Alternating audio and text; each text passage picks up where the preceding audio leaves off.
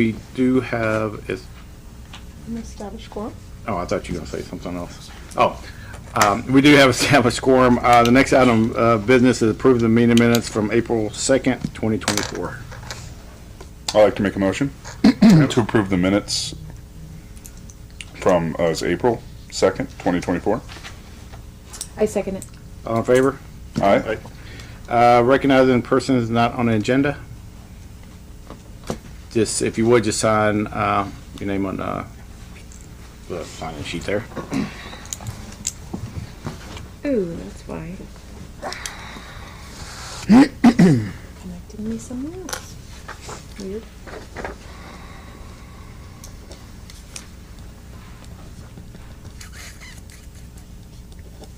Okay. I'm sure they know the rest. Okay. Good evening. My name is Brandon McCarthy. I'm coming here because I don't want to say an issue, but a topic was brought up a couple weeks ago about a business downtown. I'm just going to state on the record, I'm not anti this business or anything or trying to signal them out. It's something that I've seen as a potential issue and something that needs to be addressed in ordinances that we have or don't have currently on it. Which is why I'm coming to this body, because you guys have on the agenda about reviewing that. So specifically regarding the Gold Tap business and their outdoor seating with the fence. They do sell alcohol, beer and everything on that. So I know it was discussed how it's not prohibited here in town. But when you look at the Idaho Code, and I'll pull it specifically up, excuse me. Idaho Code Title 23, Chapter 10, which specifically talks about beer, it defines a premise. And so if you'll bear with me for a second. Under Section J, premises meaning the building and contiguous property owned, leased, or used under government permit. And this is where I'm coming to ask where we need an ordinance to allow this to go. The property is not owned by Gold Tap, and it's not leased by Gold Tap. So this is why we need to have an ordinance that allows permitting to allow them to do that. I know people will bring up about Curly's and say how they have their alcohol outside in their area, but they own that property. That's private property that allows them to do that. And again, I'm not here because I'm anti-Gold Tap. I would love to see the downtown have more seating, you know, for everybody, the businesses and everything down there. But this is where we're running into an issue is the fence is up, it's bolted to the sidewalk, it's public property. And this is where are we going to put a liability on the city? I'm worried about Gold Tap because now are we setting Gold Tap up for a liability where they're allowing alcohol to leave the premise? Now we're putting up, is that an issue of them losing their license now, which I wouldn't want to see at all. So again, I'm not here to pick on them. I'm just saying that you guys have talked about doing codes, ordinances and everything. This is something that we should be looking at because again, we want the downtown to be vibrant and to have these opportunities for the businesses, which then attracts the public in that. But we need to make sure we're doing it correctly and right so that we're covering the liability for the city, but also the essentially the business. You can look at different towns, like, I hate comparing it, Boise, apples and oranges, I know, but they have it all listed out where it's a permitted process, you have to have insurance, it talks about what's permitted for fencing and everything like that. So again, it's providing that opportunity, but it's just permitting out because when you go to the Idaho Code, if it's not owned and it's not leased by the business, it needs to be set by ordinance, which is the governmental permit use. So I'm hoping What was that the code again you cited? 1023? I'm looking at it. No, now. no, you're fine. Title 23, Chapter 10, and then when you go under subsection J, it defines premises. Okay. Section J. And that's the specific that I'm saying. It says used under government permit. Without legal counsel on this, I'm gonna, yeah. So this is something we can bring up in future discussions. Without legal representative, I don't wanna Nope. speak off record on that, so. So, No, but I appreciate that. Well, I go have a couple questions. So what's your proposition? To change the code in order to fit so the sidewalk can be proceeded with the fencing under a lease or under an ownership? it'd be a permit, so that you would have to apply for a permit every year because again, it's a government permitted. What body would this go in front of? It would essentially have to go to city council, but I know you guys do ordinances and everything like that. Sure. And to my understanding, there is no ordinance currently on it. that Correct. actually establishes this. So this is why it would need to be brainstormed and council or legal and everything brought into it so that we could draft something so it could go to. So this is just to fall into alignment with Idaho's law. That's what you're saying. Correct, Idaho code, so. Anyway, I've taken up your time. Thank you so much. Thank you. Thank you.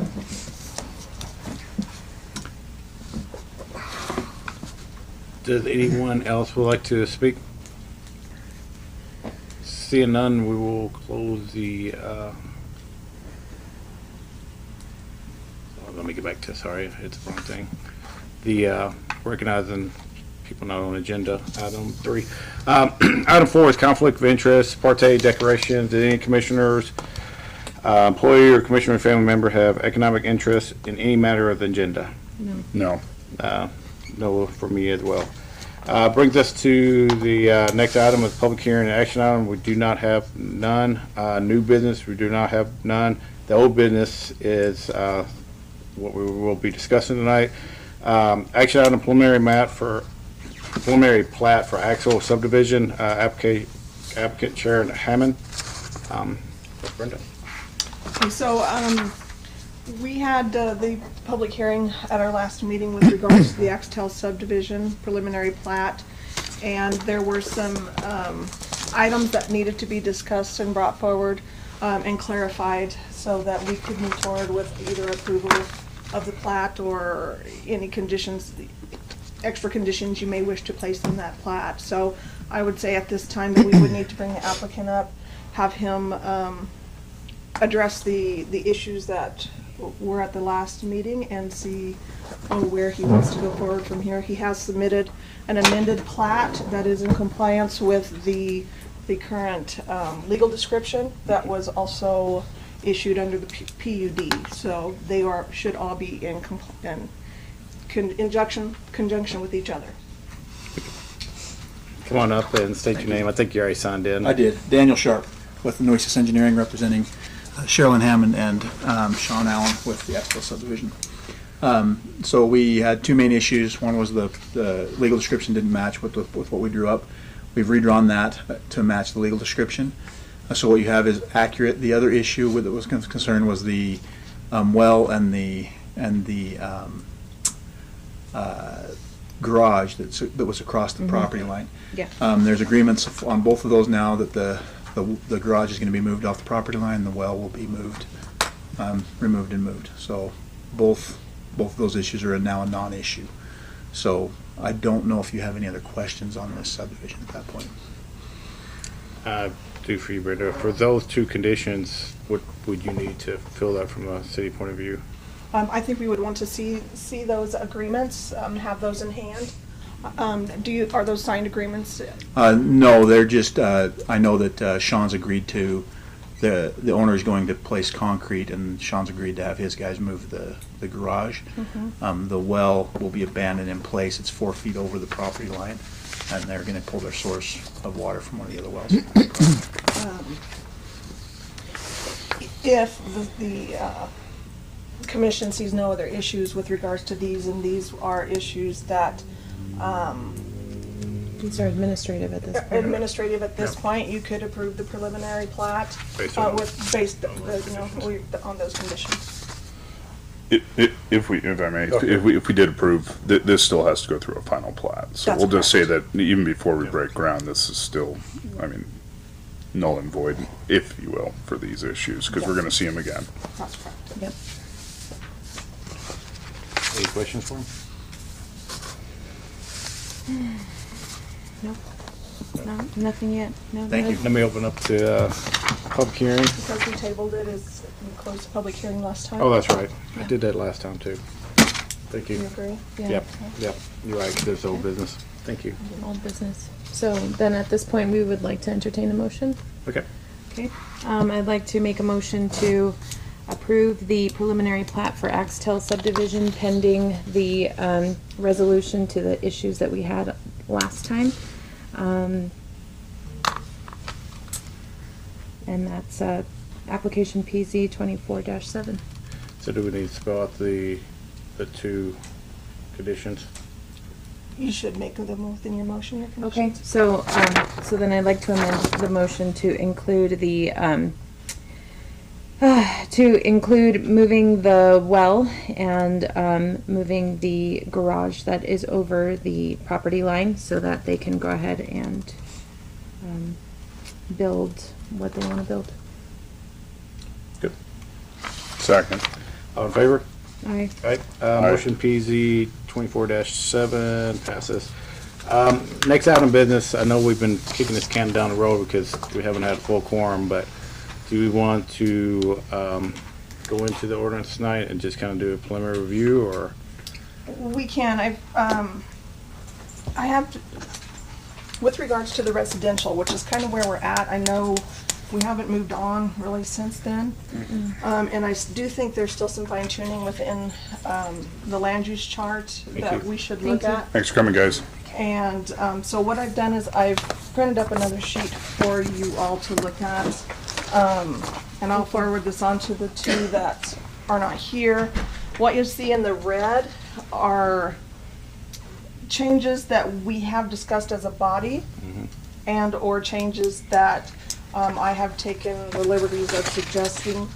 And the reason for the changes that you'll see that I have done is we have duplex dwellings and attached single family under one grouping.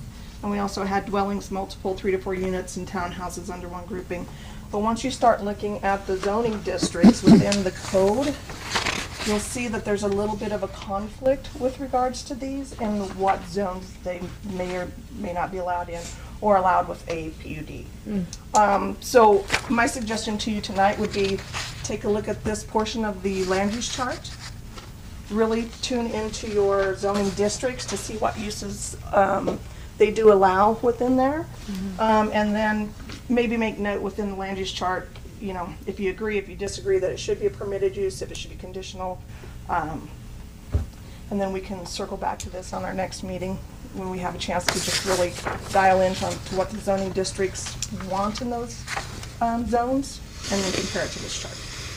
I guess in this discussion, let's suspend Robert rules so we can just talk freely about this, if that's okay with you, Yeah. Travis? Yeah. And I would say, you know, case in point with regards to taking out the attached single family is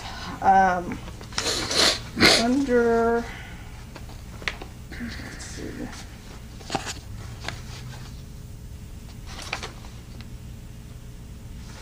Let's see which zone I had that in.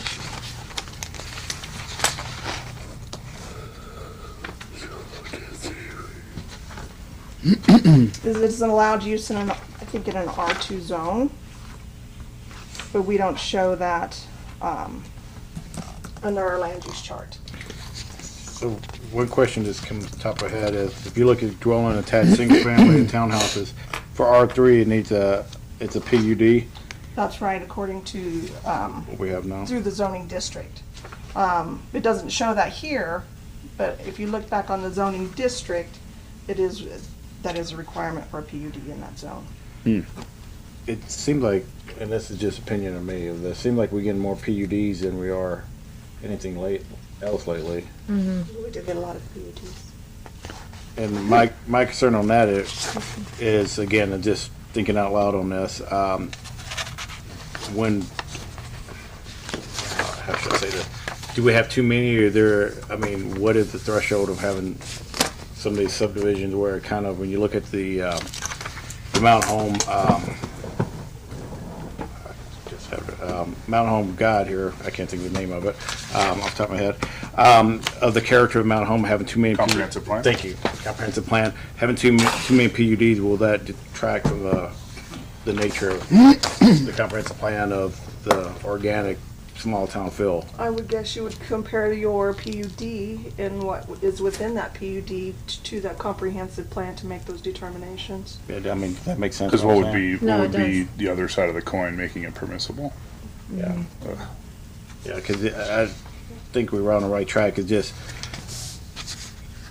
I don't even like that word, permissible. Yeah, it's just, I don't want, I guess my thought on this, being on this board, I just don't want Mount Home to just become little PUDs all around the city and lose the charm, because granted, it's more beneficial for the developer financially and all that, but then we're losing, the city's losing out on the charm and the appeal. So you're of saying that. if it was permissible, it would make it more cohesive?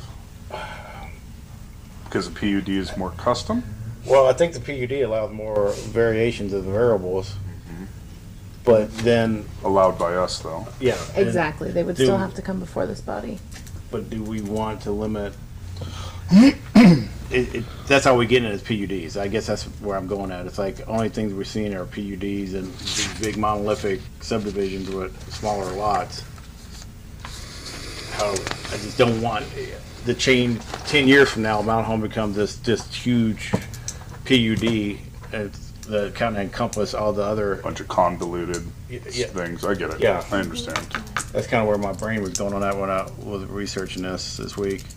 I know that's in our code, we need the house, and I get there's two sides of the coin of that. It's just, how do we manage, from a comprehensive plan point of view, the character of Mount Home, plus provide housing? And I guess that's where I'm at, is like, what is the middle ground for that?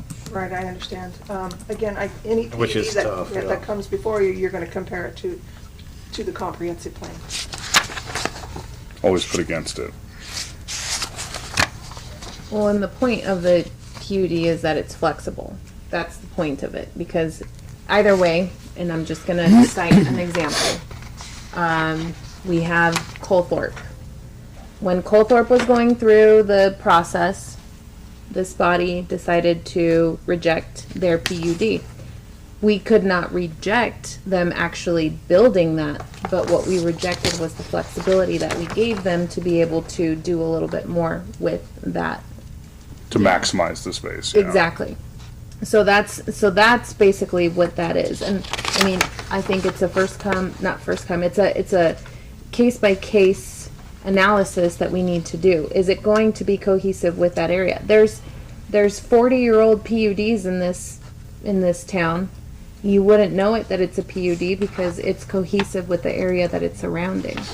My only gripe is that it's in a developer's best interest to fill out a PUD and become before the That's body kind of- than it is to be permissible.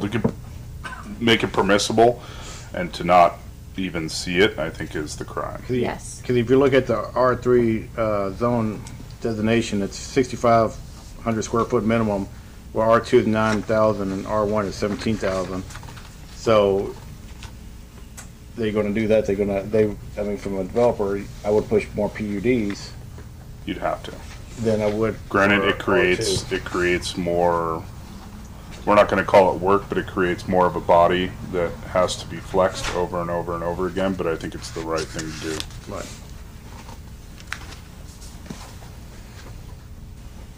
I don't know if I just add more complication to that. Is just Right. And those are probably further conversations to have, deeper conversations to have with regards to PUDs, because we have received a lot of PUDs, and if you wish to change the code with regards to PUDs, then that's something we could look at. I guess the other question I got, unless I overlooked it in the comprehensive plan, I don't remember seeing calling out on PUDs. Seen one Seeing PUDs called out in the, specifically? Yeah. No. No. So I think with the next comprehensive plan, I think it's every 5 years you have to do one. Every 10. Every 10. Every 10? You can update them as often as, sorry, Mr. Chairman, Oh. as frequently as you wish, but no sooner than 6 months apart. Which we're well over. Yeah, Wow. and the reason I call that out because the comprehensive plan is the ideals and opinions of the city, and we're not addressing that, and that's our main product that basically we're getting built. We're talking about the PUD's process, So- Mr. Schroeder. If we suspended our operations. Yeah.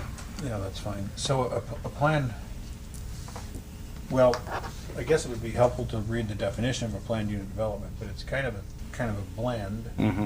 of, anyway, it's trying to merge different kinds of zones and different kind of uses in one development. So it's a procedural thing more than it is a general, than a comp plan. Right, and the reason I was, brought it up, because we was talking about the different zoning, is we get a lot more PUDs than you look at the intent and spirit of the Oh, I comprehensive got plan.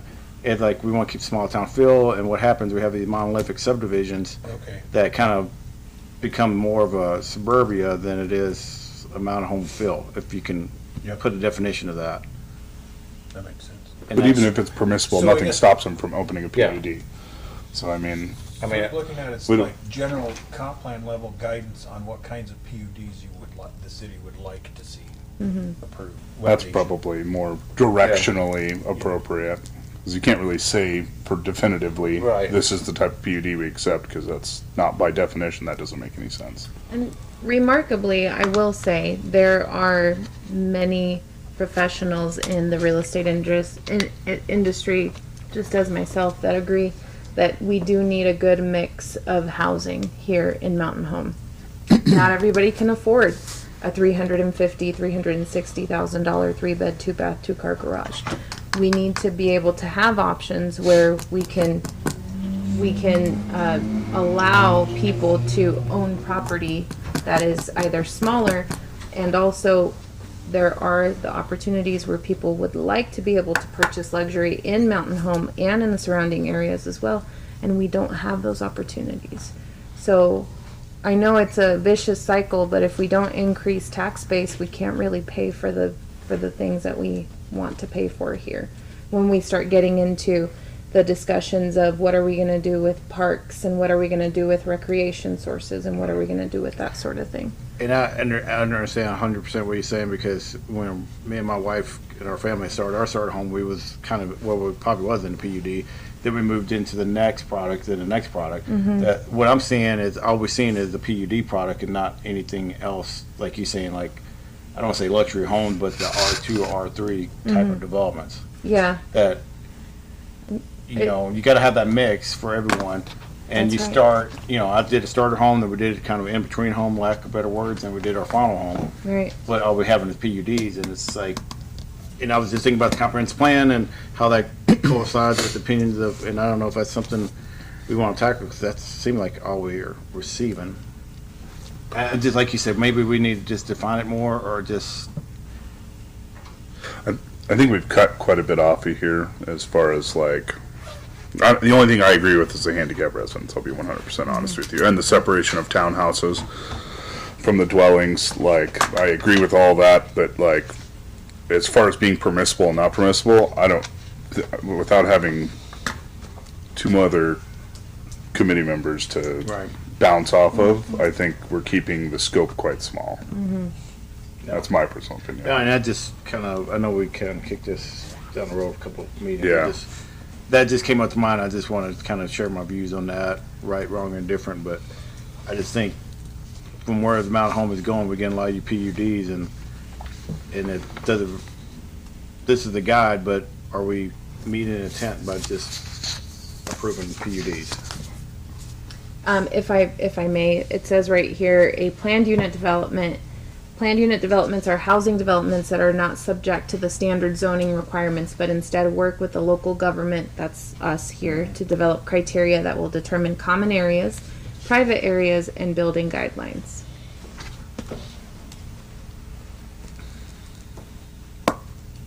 Which I'll be the first to say that if I said I behind a planned unit development, I supported it. So Yeah, I I'll be mean- the first person to say that. So I mean, there's a balance of needs for housing, yeah, but absolutely. kind of since we, I guess, peeling the can off of this subject is just something to think about. Yep. You know, because 10 years from now, or we're not here and we're somewhere else, and all Mount Home became as suburbia, we don't have any character. And like Kristen said, you got to have those different products for different needs. Get people at different stages of their life. That's kind of my thought process on that. Mr. Chairman, Yes, sir. with respect to the comprehensive plan, 962 amendment of the comp plan, the commission may recommend amendments to the plan to the council not more frequently than every 6 months to correct errors in the original plan or to recognize substantial changes in the actual conditions in the area. So you can recommend an amendment to the comp plan whenever you'd like. That goes to the council, obviously. Yes. So similar to this work in progress in terms of revising the zoning table or definitions or whatever else you want to do. You can also, comp plan's you and the council's document.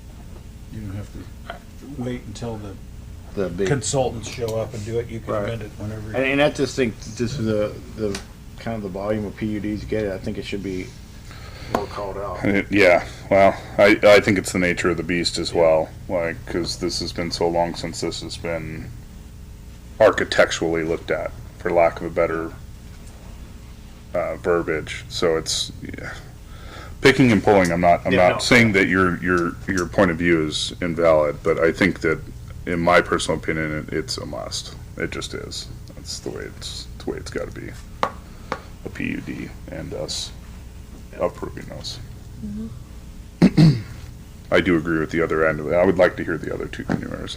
I know I said that previously, but I would like to hear other opinions too. So, And we could table that just till, like,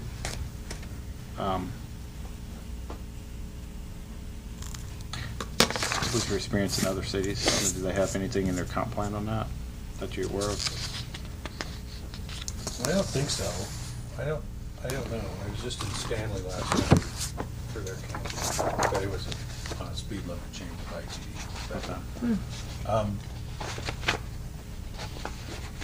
I guess you use the PUD as a tool Right. to accomplish the goals in the comp plan. So to the extent that the PUD definitions and provisions in your code are a useful tool enabling you and the developer to accomplish the goals in the comp plan, then that's fine. And maybe the comp plan speaks to PUDs in a general sense. In general, yeah. But the comp plan's not an ordinance. No, You no. can't have the effect of an ordinance. So I guess to the extent it's not working, or there's some deficiency in it, or it's too, maybe I'm getting a hint that you think it's used too often, or used in an improper way, maybe the comp plan can have some guidance there into places where it's appropriate or not. But that's Yeah, I guess, purely up to you guys. and, you know, just It's not a thinking, legal thing. It's a- like 10 years down the road, and all we receiving are the PUDs, and I know there's a need for housing and the products and all that, but do Mount Homer will just become a huge PUD, and the comp plan is the voice of the citizens, so we really haven't addressed that, because they have their public meeting and such, but it's almost a new phenomenon, if you think about it, because PUDs are just really kind of taken off with the cost of housing and the COVID and all that, so it's advantageous for the developer because they can get more housing per square foot or per. and like I'd said acreage. previously, I think that it's in their best interest. Yeah. So business mogul wise, I mean, they're looking for something to maximize space and residential and obviously profit. Yeah. So, I mean, that's for us to filter. Yeah, and it's just, how do we balance both? When you read this is one, and we read that, we need housing, so how do we Is the question. get the input of the public as well to make sure that we're doing right 10 years from down the road? Yep. So, 1, 2, 3, 4, 5, 6 of the statutorily mandated components of the comp plan, which are lettered A through Q, and they're titled, the first one's property rights and population and school facilities, but economic development, land use, transportation, recreation, housing, and community design seem to me components that you could work some language about talking about plan unit developments and how they relate to those components of your comprehensive plan. So you would look at the comp plan, you'd find each of those chapters and then see what they say about plan unit developments, bringing that about. Okay. And so I think the conceptual idea behind a plan unit development is it can combine some of the goals of economic development with housing and community design needs to blend feather blend uses. And it's almost like Christina said, it's like there's probably PUDs within a city that we don't even know about because they blend, they dovetail on each other and it's not, you can't tell the separation. Yeah, and so, I mean, one of those PUDs is, you know, it's in the older part of Mountain Home. There's homes that were built in the 1970s. The reason why they did the PUD was because they wanted to have a different type of housing mix in there, not only single family, but also townhomes, so also attached single family. And so then they had to go through the process of a PUD because zoning did not allow them to do that. Colthorpe, if I remember correctly, that one, they wanted some flexibility in regards to common areas. And so it wasn't necessarily that they were looking to maximize and have more units, but rather they were looking to open up more areas to have more of that park feel and that sort of stuff. Regardless, it was still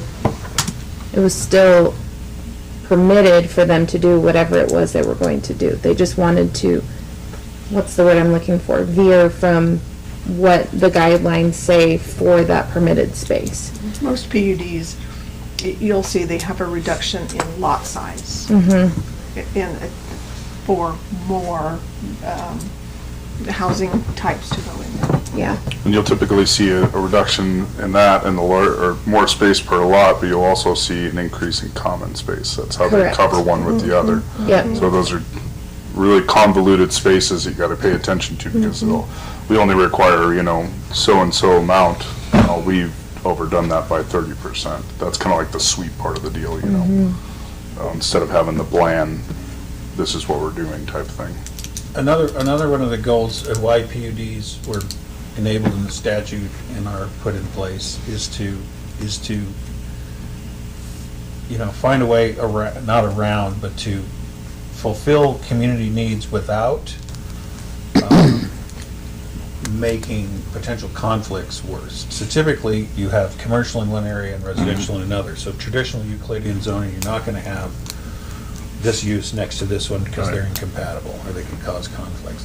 And yet you have in other cities where these things have grown up around, you have a mix of commercial and residential. And so that is more of the goal of PUDs from a broad conceptual basis, is to have maybe some higher density, but some other uses, so you have a more walkable and not have to rely on the transportation corridor. And I guess that's another component of the comp plan that can speak to that. So to the extent someone wants relief from lot minima or setback minima or this sort of thing, it should come with some relief to the transportation infrastructure so that people aren't having to drive to store X or store Y. They can go to the corner store. Again, these are legal considerations to the extent that you're giving someone relief from zoning minima. We had a robust discussion about this in Glens Ferry last week. The setbacks and some things that don't have waiver provisions are really impeding the ability of people to develop some of the lots that are already developed in town. So. And I think, in my opinion, and not just my personal opinion, but also my professional opinion, if you want to keep Mountain Home feeling small, if you want to keep it feeling cozy, like a community and all that other stuff, our walkability is going to be paramount to that goal. If we want to keep that Mountain Home feel, that walkability is going to be paramount to that, because people will be able to walk everywhere, they'll be able to go to the shops, they'll be able to carry on about their lives and not have to drive everywhere. I feel like that would be probably one of the best things that you could do to keep Mountain Home feeling small. And I hate calling it small, but the kind of feeling just more connected. People will feel more connected if they feel like they can walk everywhere. Yeah, I can't get avocados at Ace Hardware like I used to. I could walk right over there. Back when it was They don't Paul's. sell them. No donuts either, huh? We went straight to the donuts. You don't love donuts. It's weird, I can walk around in there though and spot where everything was. Oh, yeah. It used to be there. It used to be now. Yeah, we can table it till we get the other, I just kind of wanted to, when I was reading this and reading that, and, Want to add some confusion? well, not add confusion, but it's Definitely a different perspective. a I'll give you that. perspective that, we're, in 10 years, we won't be here. So decisions we make is gonna be long lasting. So do we want it to be, like I said, a monolithic, all we have is that and we don't have the different products like Christina said? Or do we just want to have one side? And that's what it feels like the developers are doing. We're getting PUDs, and not any other kind of developed plans out there. And I know the economy has a lot to do with COVID and all that and the housing costs, but it's kind of like, and maybe I'm not making sense on this, it's just, what is the future going to look like if we just Well, always approve a PUD, and that's how we, and people know, and developers, do we want to have that, we'll call them out home, we could just build these big PUDs and nothing else. well, so, and I apologize, I feel like maybe we are looking at subdivisions and PUDs a little bit different, or PUDs. PUDs, you can add the element of commercial, recreation, you could add those types of elements because there's flexibility within the zoning. If I'm not mistaken, is that correct? Okay, so then we can add those types of elements which would be a more, like, the mixture of what kinds of developments are in that planned unit development. That would be it's more robust. But then, if you are talking about just a plain subdivision, it's, you get what you get, you put it in there, it's, it matches what is permitted, lots between 6,000 and 9,999 square feet, which is a standard lot, none of them are oversized lots. Like, are we confusing one with the other? Because I feel like planned unit developments would actually be a great thing because we're adding value and we're adding different types of uses to that development. Travis, you had a thought? I always do. So, I do agree with you. I think that it adds variety with a PUD, but at the same time, I do agree with Billy. I think a lot of them are very similar. And like, I've seen a lot of tricks over the small amount of time that I've sat here, and they're very evident over time. So, Yeah. seeing through those and kind of picking them apart, I mean, in my personal opinion, is part of the job. Yep. Part of that's why you're here. That's So, why- I think they're a necessity. I think, like I said, I don't like the word permissible. I don't at all. I still don't. I think everything should come in front of us, but it can't. So, Yep. that's not how government works. But, yeah, well said. I mean, we'll have to wait and see. As far as end goals, I mean, we're all shooting for the same goal, right? I want Mountain Home to still be safe and equitable and economical and, work properly. So that's, you gotta keep that as your main goal. Is like Billy said, you're not gonna be here in 10 years. The idea is to create a pedestal for our children to be able to work on, instead of creating just this massive convoluted laws and, crap like that. So, just my thoughts. I think we can all agree on that. Any more, and we just table it till then, it's just something to, food for thought on So that. is your goal to alter the PUD ordinance? Is your goal to add more to the comprehensive plan with regards to planned unit development? What's your goal with? I think if we look at the comprehensive plan, it's supposed to be kind of from my understanding, it's basically from the surveys and stuff, this is what the city wants, or the citizen wants. So we get more PUDs, well, I agree with everything's been said here, but that's all we get in. And like Trev said, it's become basically square boxes of everything looks the same, which I get as well. I'm not trying to, bash anyone on that. It's just, this is the pulse of the city. Do they want more PUDs? Because we got a housing crisis, but do we want the variety, as he stated, of different types of housing products? Because only time we get any really feedback is when we do present, and for the public at whole, do they have opportunity to say, yes, I want more smaller houses because I'm retired, single, or I'm whatever, or do they solely want that, or how do we define it to keep the character and meet both of these things at the same time? Because it just like, feels like one hand, all we get in is PUD requests. I mean, I don't. Which I think may be the nature of the beast to how small the town is. That's my personal opinion, but Do we have a copy of the comp plan laying around? I don't have one on, It's in here. is it in there? I got mine, but it's all raggedy up. Let me see. Let's just take a look, see this baby here.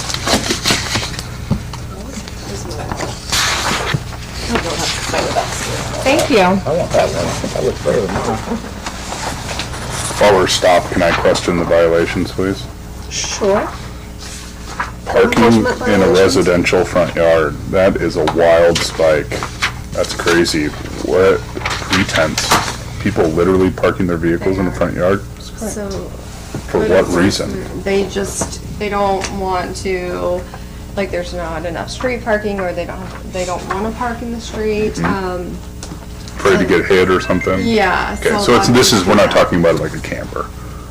No, it's not just Okay. camper, it's like vehicles and stuff like that. What cars, percentage would be trucks. campers, could you tell me? There's barely any. Okay, Like so very. very low. Yeah, it's mainly like cars and trucks and. Because typically when we saw that, and it was during COVID, and we were seeing the parking in the front yard, that was like a big deal, was people staying in campers and owned residences. And I want to make sure that if that's something that we're still seeing, people need to understand that, you know, we're obviously still in the housing crisis, if you will, but if that's the kind of spike we're seeing, like, that's wild. No. So, Did you, 70's a lot. The pictures. Ms. Schroeder, do you want to make comments on that, or you want me to just go ahead and press It's forward? A lot of cars and trucks Okay. and SUVs. All right, well, that's good to know. Very little of the RVs and. Apparently people just want to kill their grass. All right. Do you don't want want to walk from the street to Sure. the house. A few more steps. I understand. Save a few steps. Ms. Schroeder, do you want to make comment on that? Smarter, not or harder, just I guess. Press on. No. On what? The, Yeah, from what we were talking about, but I didn't know if you want to make more. community design section of the comp plan sitting in front of you, Okay. or just read it before, because it's got some, I think with a view toward what these community design comments say, and then what you know about how the PUD process works, it can give you some guidance on if you need to tweak it or not. Yeah. So, Before we close the doors, Jeff didn't hear the golden tap issue. I'm very interested in that. I would like to hear more about that. I think she can fill you in afterwards. We don't have to necessarily deliberate on that right now, but there was something that brought up that would have required legal counsel, that would have had some guidance that I would have, unless we can swing back around to it right now. Sure. We had a citizen speak, Mr. McCarthy. He had some concerns regarding the Gold Tap business downtown and the fencing outside of it, and where folks are allowed to bring alcohol consumption out into that fenced-in area. He stated a portion of State Code, Title 23, Chapter 10, regarding beverages, alcoholic beverages. That section, I think Section J, that had some guidelines with regards to that. It's not something we gotta discuss right now, more of just like, I would like to hear more about it. To create an ordinance that allows for a permit of that type of use out in front. Because the downtown, the street, or the sidewalks are not owned by the property owner, but are under the care of the city. Are they? This is my understanding. So what, okay, let's back So it's up. not on, the consumption is no longer on the property owner premise, but on the. It's on the city. sidewalk. On the So if the sidewalk. city is having a fence drilled into it, and then there's a portion of the sidewalk that is being, let's call it infringed, from this owner, that he wants to have an ordinance that's going to fit that. Much like the downtown Boise sidewalk cafe type permitting. Okay, so there's like a million fact questions that are pouring into my head. So the first one is, where's the actual property line, and who actually owns and controls the site? That's That's not. why I found it interesting. Like, And then Title 23, Chapter 10 is, Beer. well, okay. And what's going on there, I guess? People are drinking beer on a sidewalk. Yeah. Inside a fenced area. Inside a Chapter fenced 10, area. Beer.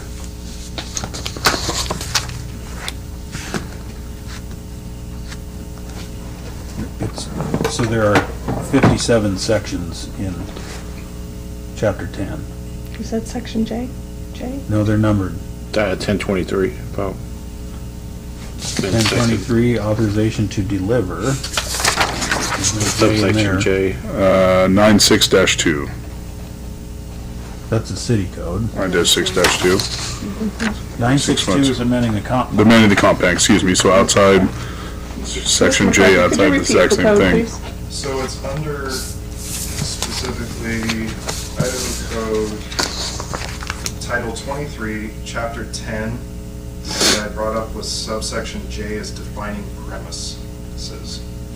And it talks about if the property is owned, leased, or used under government permit, then the alcohol is allowable.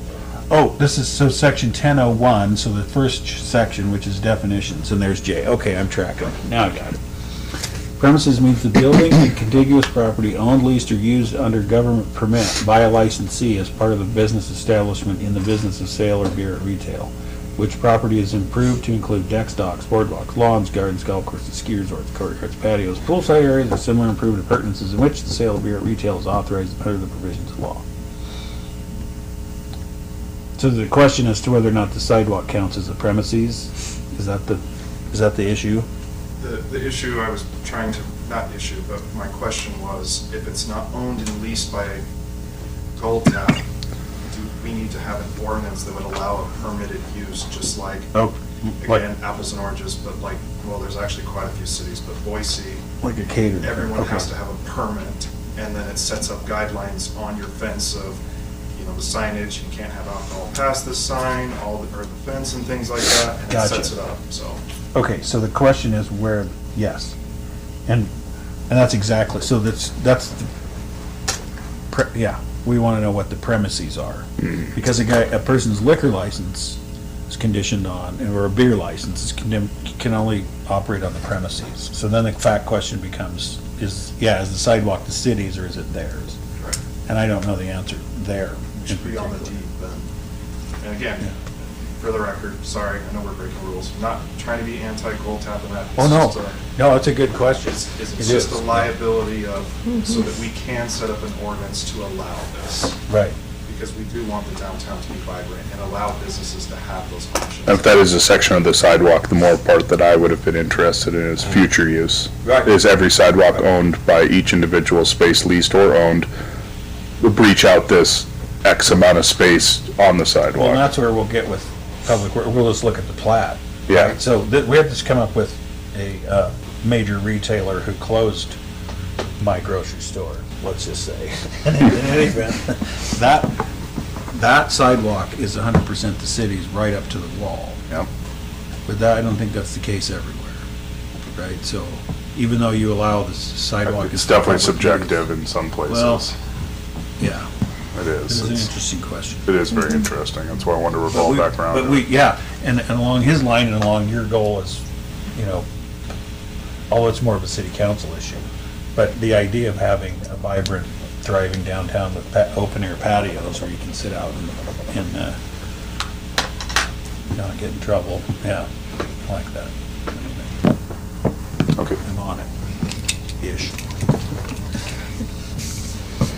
I guess we That was it. I just wanted to hear his opinion, or Okay. all the facts. No. Go through the next item, department head items, the code enforcement report and the building permit report. I know you talked a little bit I about already, that. I already asked my question. Yep.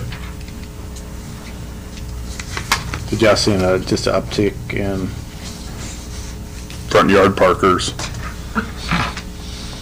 Violators. Violators. so that's just kind of rehash what you said. Is that- Yeah, so it was like, there was a tiny uptick at that point. It was close to the same amount at that time.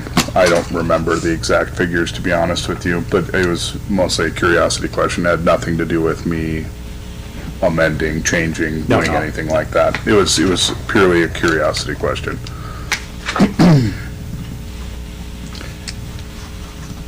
Then, any questions on the building report? Nope.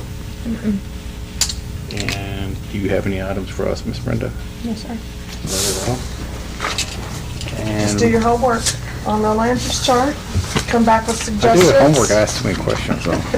Did you do the plat while I was in court? We did. Okay, no questions. I just need to let him know about how to do that annexation, so, Yeah, it was approved okay? with conditions regarding the agreements and moving of the shed and the well house.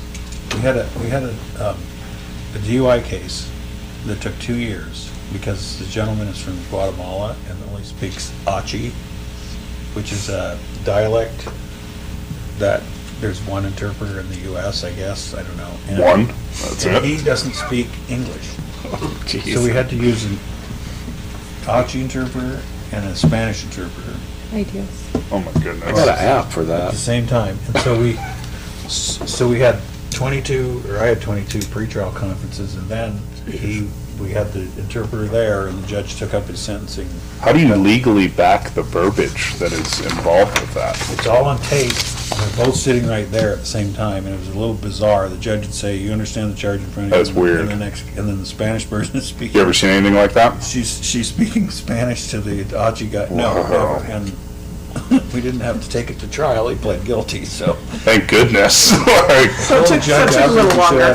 that would have been an interesting trial. And so the approval was on the amended plat. Okay. Revised to match the legal description. Okay. Anyway, that's what I was saying. Anything else? If not, we adjourn at